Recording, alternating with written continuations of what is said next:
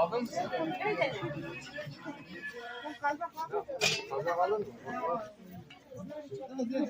Alın mı? Ondan mı aldın? Güzeli ben mi?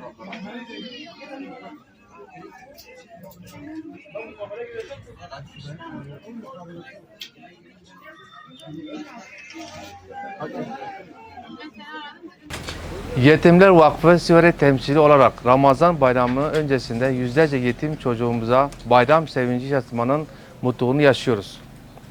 Vakfımızın amacı yetim ve ihtiyaç sahibi çocuklarımızın yüzlerini güldürmek, onlara yalnız olmadıklarını hissettirmektir. Bu doğrultuda hayırseverlerimizin destekleriyle Siveret'te yüzlerce yetim çocuğumuza bayramlık kıyafet yardımında bulunduk. Çocuklarımızın bayrama yeni ve güzel kıyafetlerle girmesi bizler için büyük bir sevinç kaynağıdır. Yetimlerimizin mutluluğu toplum olarak dayanışma içinde olduğumuzun en güzel göstergesidir.